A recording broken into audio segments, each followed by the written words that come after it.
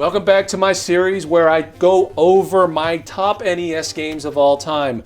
On the last video, I gave you some BS about people stopping me in the produce section of grocery stores and how they want to know what my favorite video games of all time are. And, well, I'm not going to do that in this one. I'm just going to get straight to it. As if I could do anything straight. So the first time I was ever introduced to Castlevania was not Nintendo Power, like most games. It was my Laotian friends who lived across the street from me, who would get every video game known to man for some reason. And one day I went over and they were playing Castlevania. I was like, I want to play Super Mario Brothers. And they were like, no, you got to check out Castlevania. I'm like, no, you got to play Super Mario Brothers. And they're like, no, you got to check out Castlevania. Moron, you got to play Castlevania. That's what we're playing right now. And I'm like, well, let me see this Castlevania. I was like, wow, this thing has like floating heads and monsters and scary stuff and castles. I got scared. I hid behind the couch and I was like, oh no, I don't want to play Castlevania. It's scary. I didn't really do that much. I don't really have to go over here and give you a review of the game because everybody watching this video knows what Castlevania is, except maybe Norm's wife. So this special message is for Norm's wife. Castlevania is a game where you are Simon Belmont and you go and you fight a bunch of monsters, you get to Dracula's castle, and then you fight and kill Dracula.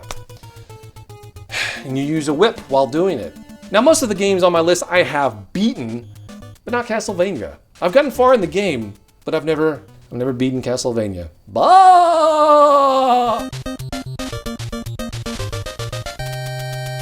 Throughout ages, the biggest debate amongst retro gamers has always been, which is better, Mega Man 3 or Mega Man 2?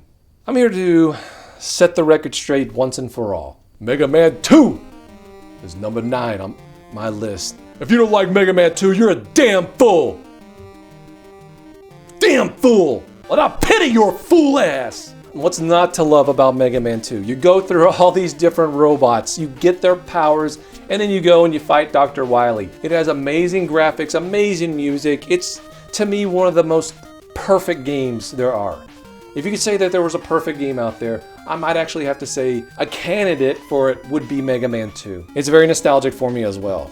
I still distinctly have these memories of a nice spring day at my grandfather's house. The patio door was open. It was around 4 o'clock, just got home from school. It was a Friday. We had rented Mega Man 2. I raced in. The NES was sitting on the fireplace. Popped that sucker in and couldn't wait to take on these robot assholes. And I remember my grandfather just sitting on the couch and I'm sitting there on the floor on a few pillows playing Mega Man 2. Irreplaceable memories that I have because of that game. It's for it not to be on this list would be ridiculous for multiple reasons. By the time we actually got our NES and I had gotten sick and tired of playing Super Mario Brothers, Super Mario Brothers 2 had actually already been out. And this was before I had Nintendo Power, and for whatever reason, none of my friends had it at all, so I never knew it existed.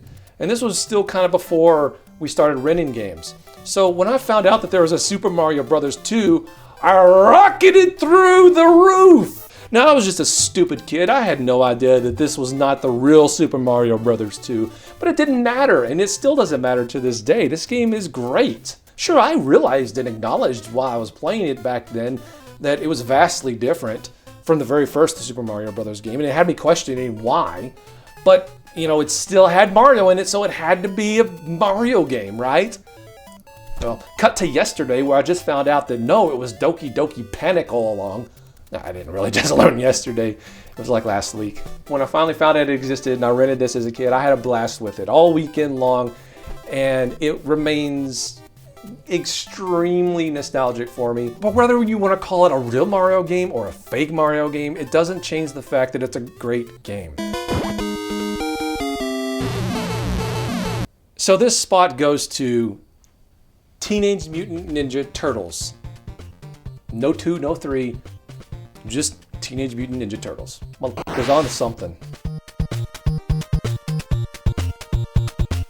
Why would I be insane enough to put this game on this list? Two factors. Again, we're talking the nostalgia thing, and we'll get to that. First and foremost, I want to say that Teenage Mutant Ninja Turtles, I think, gets a bad rap. Now, a lot of you do agree that it's a great game, but I see so much hate on this game. It's not perfect by any means, and it's a hard son of a bitch, but it's a fun game. If you just take away certain things that kind of piss you off about it, and yes, it can get very frustrating at times, but I think the overall fun factor does make up for that fact. The graphics are great. I like the music in it too. It's not the best music, but it's catchy, and I could be like at a random place and the theme for the overhead theme could be just popping into my head for no reason. It's happened before, and people look at me because I'm being like, bum, bum, bum, bum, bum, bum, bum, bum, bum, bum. They think I'm crazy, or they're like, whoa, that guy really likes Ninja Turtles.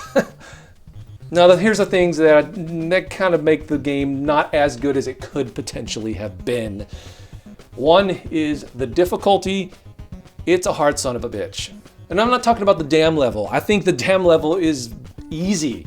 Once you realize where everything is, you can just get right through it. It's no big deal. It's the later stages. It's when you're looking for the Technodrome, that's when things get criminally insane. And oh my God, once you get inside the Technodrome, it gets even more criminally insane and criminally insanier. I've never gotten past inside the Technodrome. Let me be more succinct with that. I've never beaten the game. I've never gotten the shredder. And it's my biggest gaming regret of all time, because this is one of the few games I actually owned it. I owned it. And so there's no excuse. There's no excuse. I've had this game for most of my life, and I've yet to beat it yet. That's inexcusable. I'm gonna have to change that. But it's so hard. It sounded sexual. Now let's get to the nostalgic Billy remembers memories reason of why this game is so nostalgic for me. It harkens back again to my friends that lived across the street. We were all going to go and have this party at Chuck E. Cheese, and I knew if we went to Chuck E. Cheese, I would get to play the amazing arcade game, the Teenage Mutant Ninja Turtles arcade game, and it was something I was looking forward to for days and days and days. My friend walks out onto the curb where I was sitting, and he goes, "Hey, we're not going to Chuck E. Cheese, but look what I got." And it was Teenage Mutant Ninja Turtles. And I'm like, holy crap! There's a Ninja Turtles game on the NES? Are you flippin' serious? He's like, uh-huh. And it was like fire just shot out my butt. And I was like, well, it's not the arcade game, but I mean, it's a Turtles game. You're playing Turtles. Holy crap. Oh, great. I was playing a Turtles game on a home console, and you couldn't beat that. All those different reasons where I rambled on for probably at this point 3 minutes, way too long on this list for this one particular game, but it's one of the games that I have the most memories of, and I had to put it in my top 10 NES games of all time.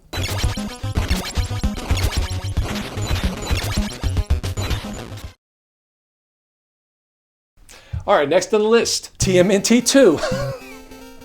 So like I said, I was just enamored with the arcade game. I could not get enough of it. I never got to play the game very much. At this point though, I had Nintendo Power, and I saw that they were coming out with TMNT 2, the arcade game. Ooh! For some of you, you're like, no, this is more like it. This is a Turtles game. And while yes, I agree with you. This is what a Turtles game should be. You're just going from one end to the screen to the other, just beating people up. It's a beat 'em up. My mom was like, what do you want for Christmas? I was like, Ninja Turtles 2. So I think my grandmother ended up getting it because it was at her house in the tree. Like for whatever reason, it was like in the tree. And I knew what an NES game wrapped. Well, you know the shape. They could have put it in a bigger box to throw me off, but no, it was obvious what it was. And still yet, I was compelled to rip open the paper just a little bit at the bottom and just confirm. And when I saw the color of the box, I knew immediately what it was. And I was like, yes, yes. And I played that game nonstop. Well, I mean, I stopped eventually.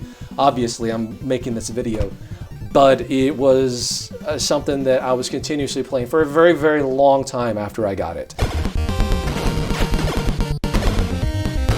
Next on the list is Mega Man 3. Oh, but you said Mega Man 2 was better, so why is Mega Man 3? No, that's not what I said. Actually, rewind the video a little bit, and I worded it perfectly. So just like Contra, you take everything about Mega Man 2 and you up the ante.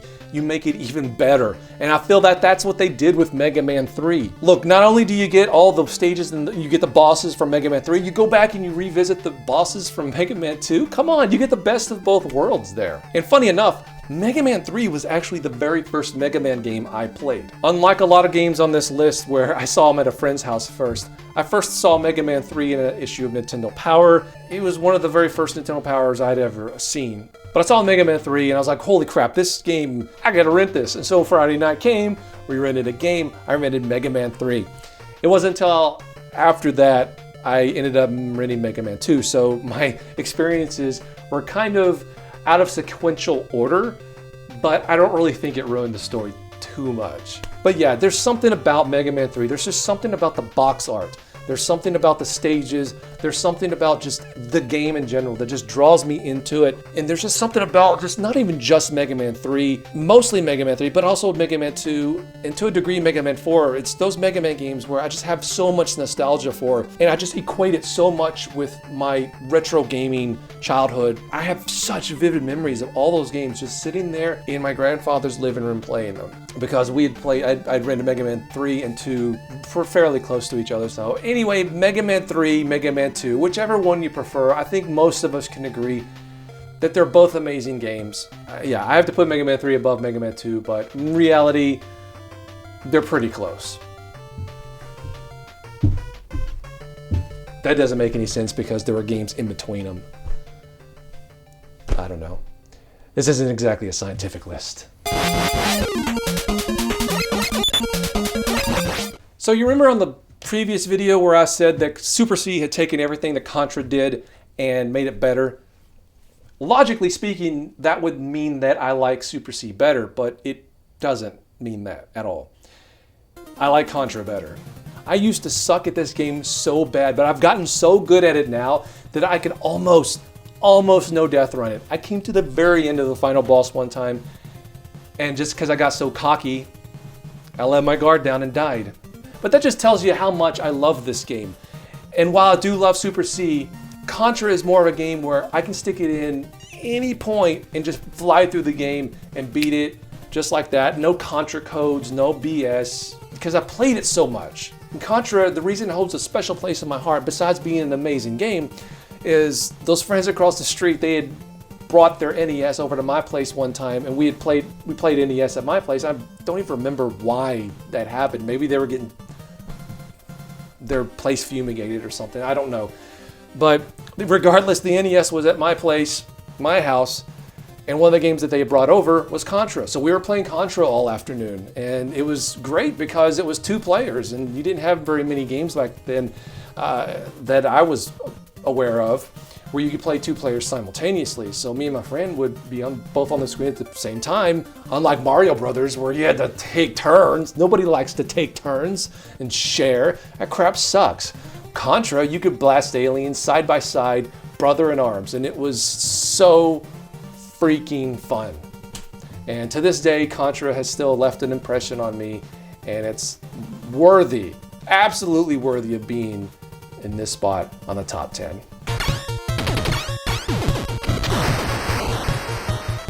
It's the first of the month. Come on, anybody who's watched me live stream and see me blow through this game like you're just cutting through butter, you're gonna be like, yeah, I get it. I know why this is on his list. Ninja Gaiden. Now, Ninja Gaiden is great ninja action, side-scrolling. The bosses are fun to fight. The levels are fun to get through. The jumping mechanic, the different weapons, sub-weapons that you can get. The game is just overall amazingly great, amazing, and great. Like Contra, this is another one of those games where I have played so much, I can almost get through it without even dying once. Oh my god, this guy is so full of crap. Nobody can get through Ninja Gaiden without dying once. I swear to you, I got to the final boss once again. I don't know what it is about me dropping the ball, but that's happened twice in 2 different games. I got to the final boss and I choked. There's unlimited continues. There's no excuse for you to not be able to get good at the game, okay? So if you suck at Ninja Gaiden and you want to get good at it, just play the damn thing. I want you to repeat after me. Unlimited continues, no excuse. But funny enough, I don't have a whole lot of nostalgia for this game. We played it a little bit back in the day, but it's been one of those games that's kind of grown on me more and more as I've gotten older. It's to the point where it's number 3 on my list. Now, number 2 on my list is easily Gremlins 2.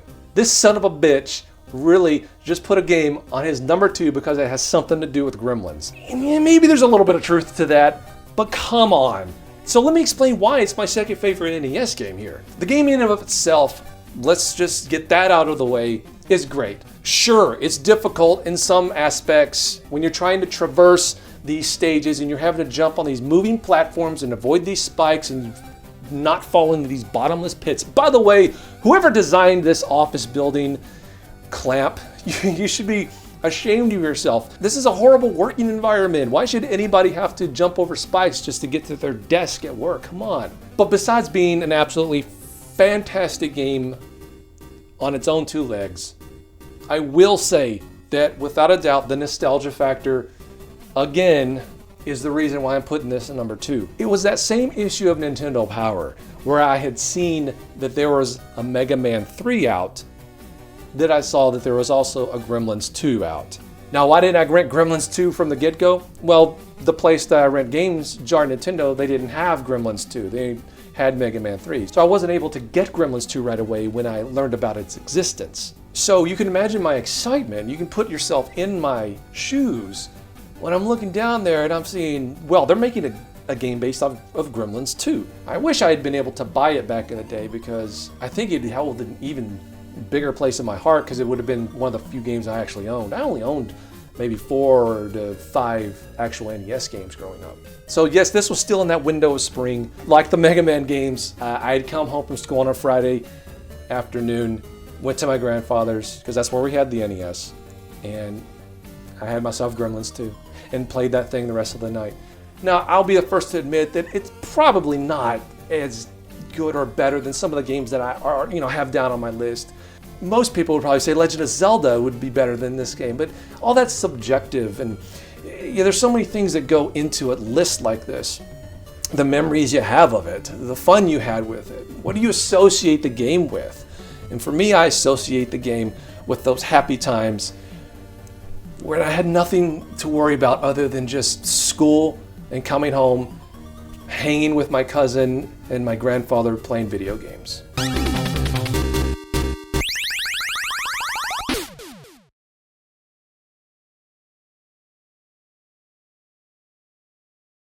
This is the part where I do some lame joke where I'm like, and number 1 is Silent Service. But we all know what it's going to be. And 99.9% of you probably already guessed it. And so I'm stretching this out really for no reason, building up suspense for really no reason, because we all know what it is. It's Mario 3. If the first Super Mario Bros. Was my most anticipated game of all time, I would say that this one is a close second. And I guarantee there are so many people out there who have shared that same experience because Nintendo hyped this game like no other. The commercials were crazy. I could not wait for this thing to come out. And when it finally did, it was one of those rare occasions where it wasn't my birthday, it was not Christmas, but I was able to convince my grandmother to go to Toys R Us and get the family Super Mario Bros. 3. Honestly, it didn't take that much convincing because my grandmother, believe it or not, she liked video games too. She was the first one to play Burger Time, and she got me into Burger Time. My grandmother was huge into the NES. That's one of the reasons we ended up getting it. My grandfather ended up getting for us, but also my grandmother. We couldn't have one at my house where I lived. My grandmother loved Mario 1. And everybody, I think, has this same story. When your parents grab the controller or you're somebody else who really wasn't familiar with the games, they'd play like this. Always. And I don't know why that is. It's a universal thing with everyone's parents. She'd play it that way, and she absolutely loved Super Mario Bros. So when Super Mario Bros. 3 came out, it didn't take that much convincing. And we went to Toys R Us, pulled the tag, got the game, came home. I could not put that thing in there fast enough. So we went in there, I ripped it open. You build and you hype something up so much, it's almost inevitable that you get let down because rarely will anything ever live up to your expectations. But this game 100% and beyond lived up to my expectations, and probably mostly everyone else's as well, which is why it's usually number 1 or number 2 on people's lists. God, kudos to Nintendo. Super Mario Bros. 3, come on, I could sit here and talk about it for an hour, but everyone in here knows how amazing the game is. I'm gonna go play it right now.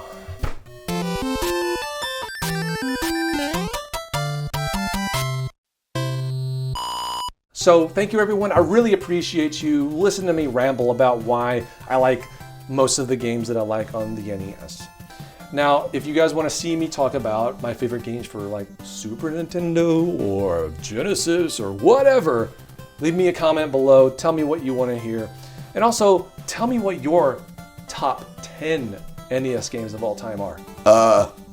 I'm gonna go play some video games. I hope that you were inspired to play maybe a few games that you've maybe never played before because you saw them on this list. Probably not. They're pretty common games that most people have played. Thanks guys, take care, and I'm off to my home planet. Oh, look at this, you made it to the end screen. Looks like you have a pretty decent attention span. While you're here, I might introduce you to a few things that you should know on YouTube. Because of the algorithm on YouTube and how stupid it is, you need to hit this little bell notification to be extra subscribed for whatever reason. If you want to